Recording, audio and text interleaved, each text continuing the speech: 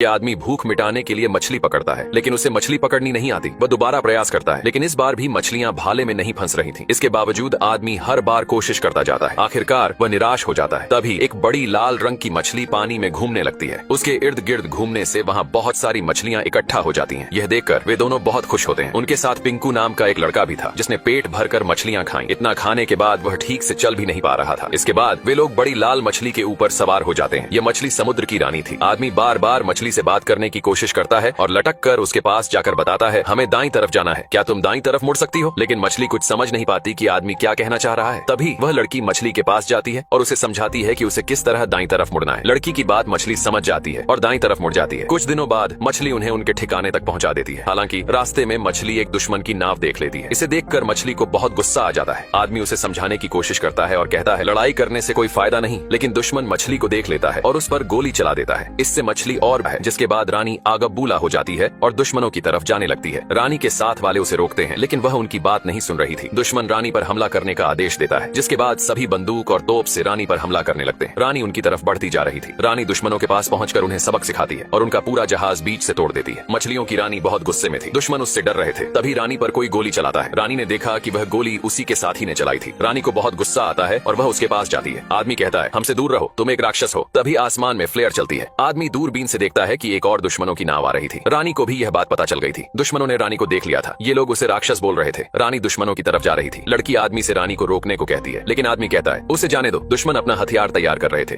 रानी उनके पास पहुंच चुकी थी। ये लोग एक सही समय का इंतजार कर रहे थे। तभी रानी पानी के नीचे से उनकी तरफ जाने लगती है। दुश्मन रानी की तरफ एक भाला छोड़ता है, जिससे भाला रानी को लग जाता है। रानी पानी में गिर जाती है। समुद्र की रानी मछलियों की रक्षा करती थी। वह किसी को मछलियां पकड़ने नहीं देती थी, लेकिन अब वह मरी हुई झर वाले भाले से मार गिराया था। शिकारी रानी के पास जाता है और कहता है, हिलने की कोशिश भी मत करना, जितना हिलोगी जहर उतना फैलेगा। भलाई इसी में है कि शांत रहो। सभी लोग उस धंसे हुए भाले को निकाल देते हैं और रस्सी से रानी को बांधने लगते हैं। समुद्र की रानी इतनी बड़ी थी कि इंसान उसके सामने चींटी के समान था। शिकारी रानी को अपने साथ लेकर जा रहे थे। अगली सुबह वे अपने महल के पास पहुंच चुके थे, लेकिन रानी की दोस्त उसे बचाने के लिए उसके पास जा रही थी। वह रस्सी को काटने लगती है। रानी को महल के अंदर लाया जाता है, जिसे देखकर यहाँ के सभी लोग बहुत खुशी मनाते हैं, क्योंकि वे रानी को राक्षस समझते थे। महल की महारानी भी बहुत प्रसन्न होती है और कहती है, तुमने एक बहादुरी वाला काम किया है जो तारीफ के काबिल है। शिकारी कहता है, महारानी, आप ही ने मुझे डरपोक और बुजदिल शिकारी कहा था, शायद आप भूल चुकी हैं। शिकारी को खुद पर घमंड था। वह समुद्र की रानी के पास जाकर कहता है, तुम्हारा यह राज्य और दौलत मेरे सामने सब फीका है। महारानी को यह सुनकर बहुत बुरा लगता है। इसी बीच लड़की अभी भी रस्सी को काट रही थी। शिकारी रानी को मारने जा रहा था। तभी लड़की के पास शिकारी की साथी आती है और कहती है, शायद हमने समुद्र की रानी को पकड़कर गलती कर दी है। फिर वह अपनी तलवार से रस्सी काट देती है। रानी को होश आ चुका था। सभी लोग वहाँ से भागने लगे, लेकिन रानी के शरीर में अभी भी थोड़ा जहर बाकी था, जिस वजह से वह खुद को संभाल नहीं पा रही थी। महल भी तबाह हो रहा था। यह देखकर महल की महारानी घबरा गई। तभी रानी को फिर से होश आया। महारानी बोली, शिकारी इसे जानबूझकर यहाँ लेकर आया है ताकि पूरा महल तबाह कर सके। राजा ने सिपाहियों को हमले का आदेश दिया और महल से तोपें निकाली गईं, लेकिन रानी अभी पूरी तरह होश में नहीं थी। सभी तोपें लेकर तैयार थे। उधर शिकारी वहाँ से छुपकर भागने की कोशिश कर रहा था। समुद्र की रानी ने शिकारी को देख लिया और उसे पकड़ने के लिए उसके पीछे गई। राजा और महारानी यह देखकर डर गए और वहाँ से भागने लगे। शिकारी ने प्रतिमा में लगे भाले को निकाल लिया, लेकिन रानी ने उसे पकड़ लिया। शिकारी नीचे गिर गया। उसने कई जीवों की जान ली थी और आज उसकी बारी थी। रानी उसे निगलने ही वाली थी कि तभी उसकी दोस्त उसे रोक देती है। रानी हालांकि गुस्से में थी, लेकिन वह उसकी दोस्त की बात सुनकर रुक गई। लड़की ने कहा, इस शिकारी को मारने से लड़ाई का अंत कभी नहीं होगा। शिकारी को एक नया जीवन मिल गया। उसने सबके सामने वादा किया कि वह अब कभी किसी का शिकार नहीं करेगा। उसने भाले को भी तोड़ दिया, लेकिन महारानी को भरोसा नहीं हो रहा था कि समुद्र की रानी ने उसकी बात कैसे मान ली। लड़की ने सभी लोगों से कहा, ये